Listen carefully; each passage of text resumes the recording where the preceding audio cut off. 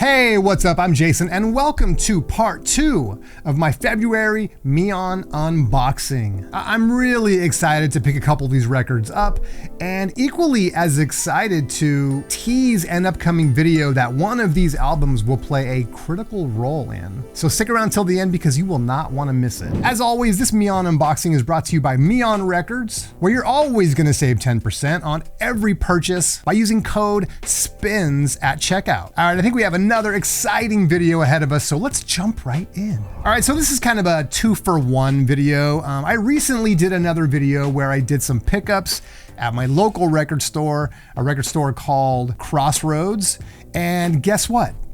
I had to go back.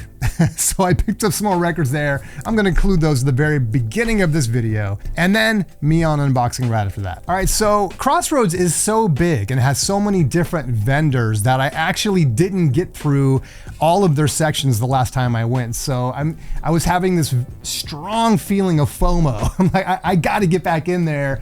I'm very happy that I did. So let's kick this off with a somewhat common record, but I mean, Who's Next by The Who. I think a lot of people this is probably their favorite album. This is certainly mine. I mean, this is the record with Baba O'Riley, Won't Get Fooled Again. Just two extremely killer songs and really nostalgic songs if you're someone that grew up in the 70s and early 80s. Just a fantastic album. Got it for a great price. I think I paid $8 for this.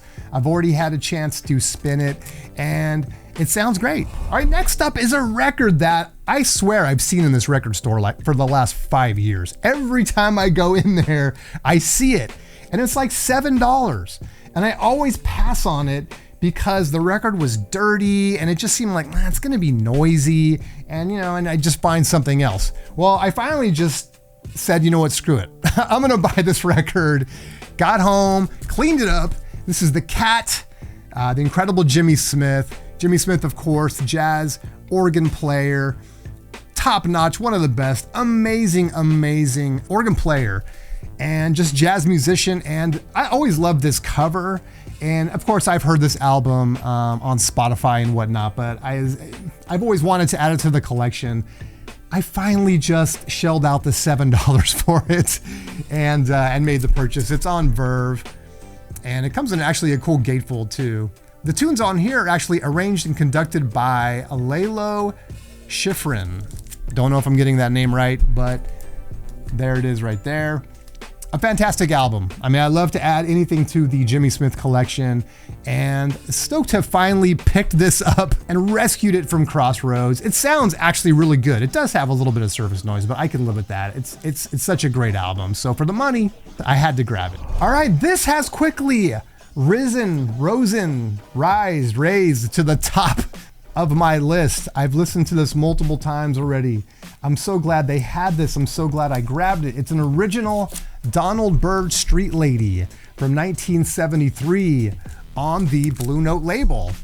And I highly recommend that everyone go straight to whatever it is they listen to, Spotify, Apple Music, or just grab it off their shelf and listen to track 1 on here. To me, it's enough. It's worth the price of admission. The whole album is great.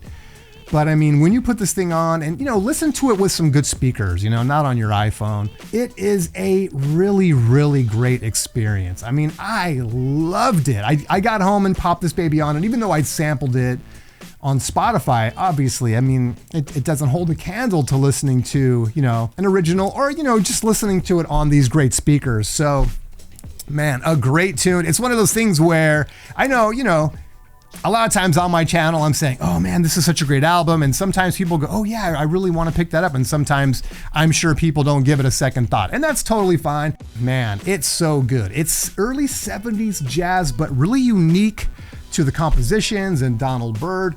Don't go look it up on AllMusic. They're going to tell you this is like a 3-star record because they can't figure out what category to put it in.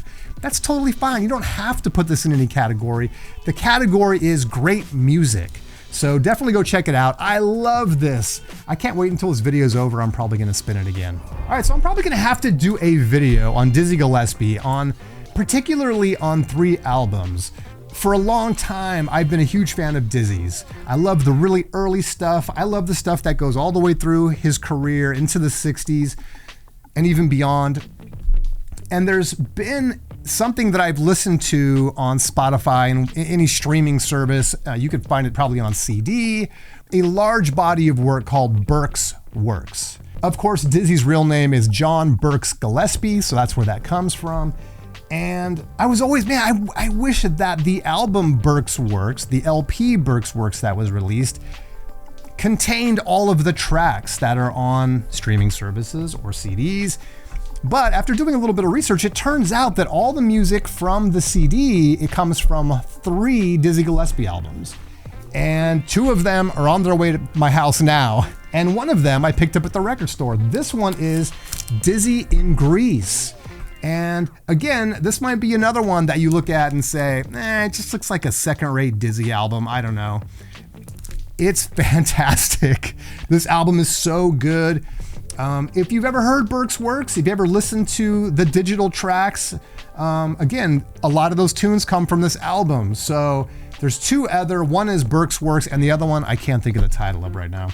But I think I'm gonna do a video because I think people that are into bebop, or would be into bebop, are a little detoured by some of the older recordings. A lot of the stuff comes from 78s, a lot of Charlie Parker, a lot of the early Dizzy, a lot of early stuff like that. Bud Powell, Thelonious, although a lot of Thelonious stuff was on 10-inch and got transferred over to LP.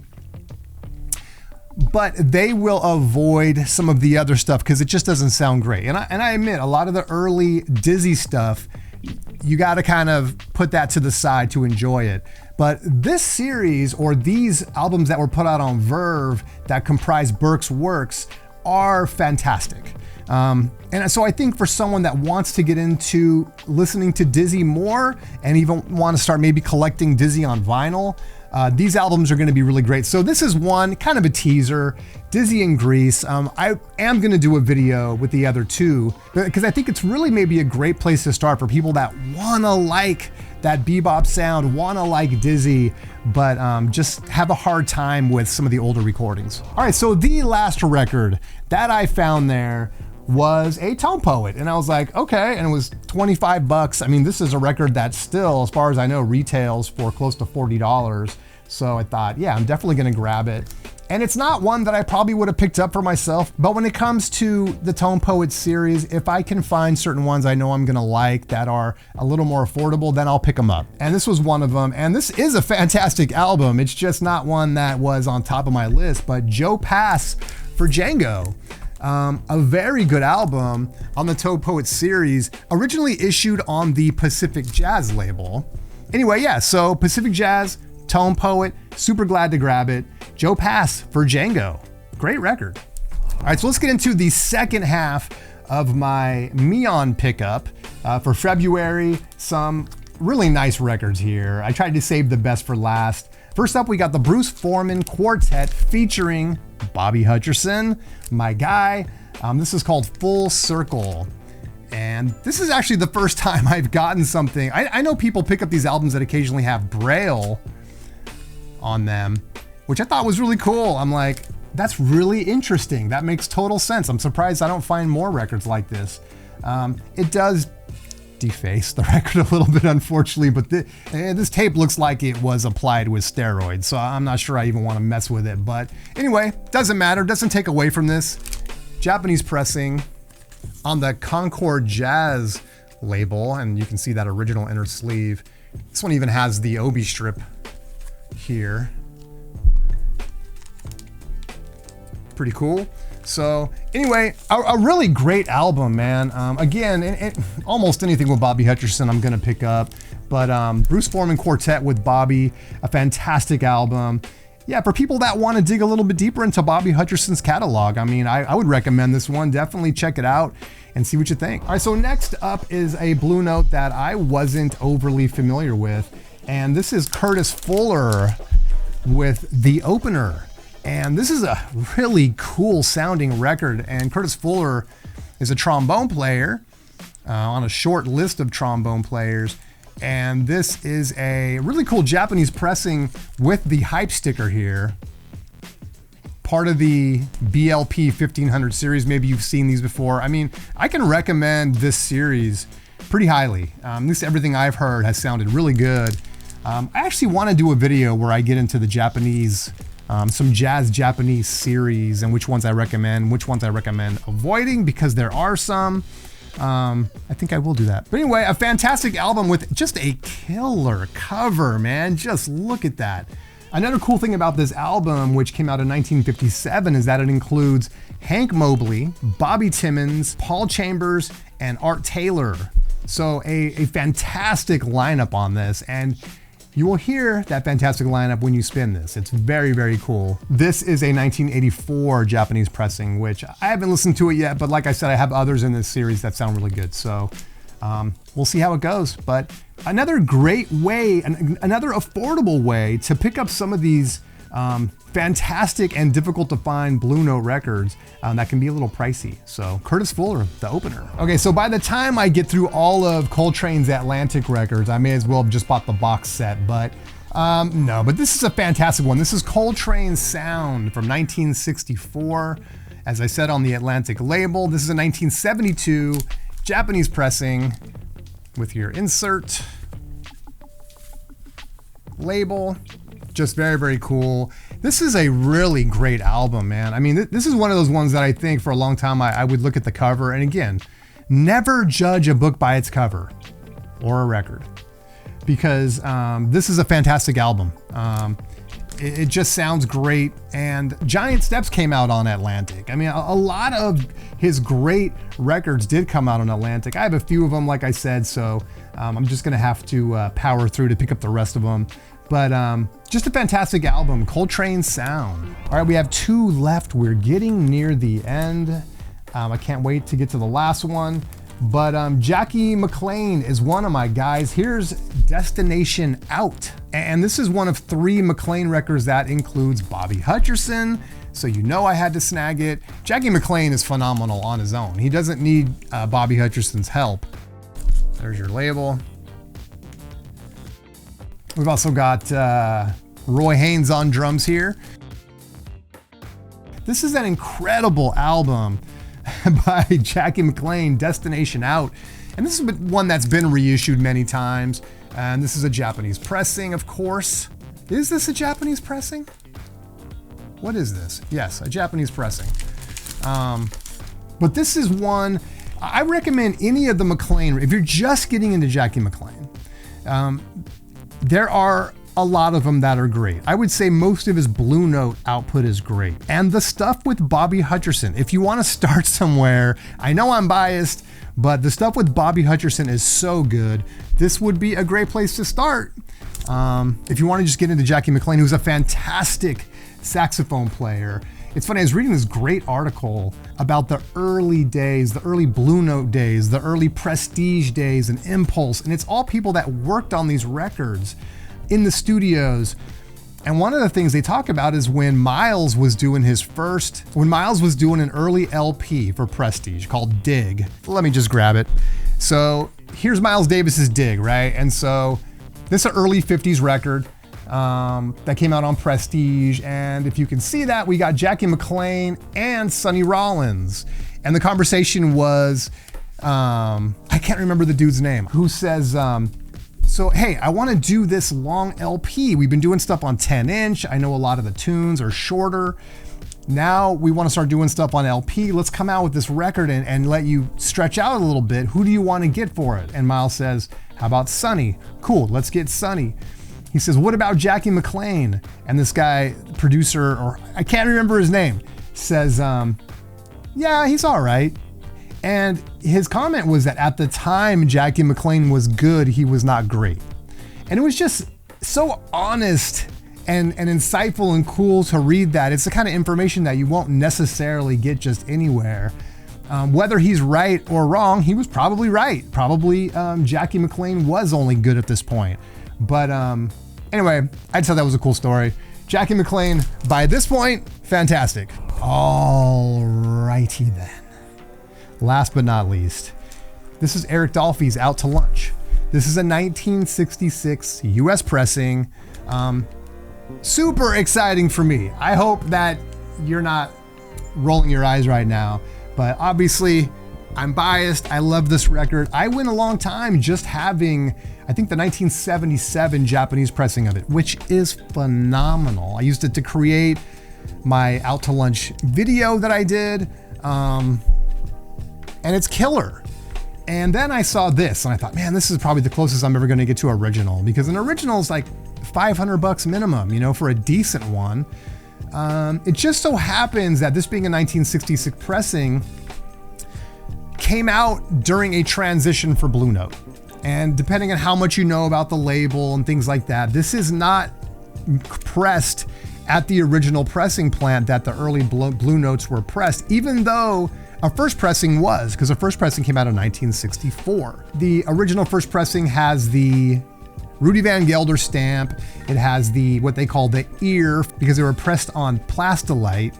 And this one has neither, because this was actually pressed on the West Coast. So in 1966, when Blue Note transferred everything to Liberty, who bought out Blue Note during that time, some of the stuff was pressed on the East Coast and some on the West Coast. I believe the East Coast stuff still gets the Rudy Van Gelder stamp, and hardcore Blue Note fans and collectors can blow me up for this. But on the West Coast, it was different. I believe they sent tapes that got remastered. So why would I pick this up? This is not a Rudy Van Gelder. This is not a Plastilite, but it is a 1966 pressing. And according to some people, this still sounds extremely good. I have not heard this yet. And the reason is I'm gonna do an Out to Lunch shootout. And I hope we can learn some things from it, because we're gonna use this, the 1966 US pressing, albeit not an original, not an RVG, not even a Plastilite pressing, but I still think we can learn some things from it. So there's this, then there is my original Japanese pressing, which is really clean, sounds fantastic, cool inner sleeve. Only thing I don't have is the obi strip for it, but a very, very good sounding pressing. I didn't think I could ever do better. And then we have this, which might be the pressing that a lot of people are picking up now, right? This is the Blue Note Classic Vinyl Series pressing that I just picked up, really only in order to do this shootout. So I'm doing this for you. So yeah, we got this Out to Lunch, so that's 3. And then last but not least, good God, this is the first time I've done this. It was not cheap, but we got the Music Matters double LP 45 RPM Out to Lunch. Just amazing. Haven't listened to this yet either. I'm waiting to do that. I was waiting for all of the records to get here so that I could do this shootout. It's coming. We're going 45 RPM versus the Classic Series versus 1977 Japanese press. Very, very nice. Versus a 1966 US pressing. Place your bets now. Who's gonna win this shootout? Nobody knows. I know what you're thinking. It's gonna probably be the 45. Maybe not. Maybe not. You just never know. That's why we gotta play the games. That's why we gotta play the games. The Super Bowl is this Sunday. My 49ers are in there. Who's gonna win the Super Bowl?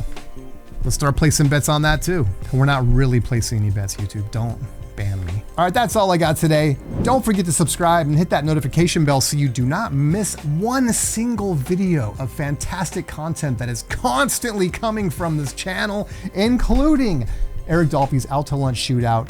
It should be fun. Thank you, MION, for sponsoring this video. I really appreciate it. Guys, go take advantage. Go buy some records at mion.tokyo. Save 10%. Take some pictures of what you get. Email them to me. Let's talk about it. I love to see that stuff. Thank you so much for watching, and I will see you next time.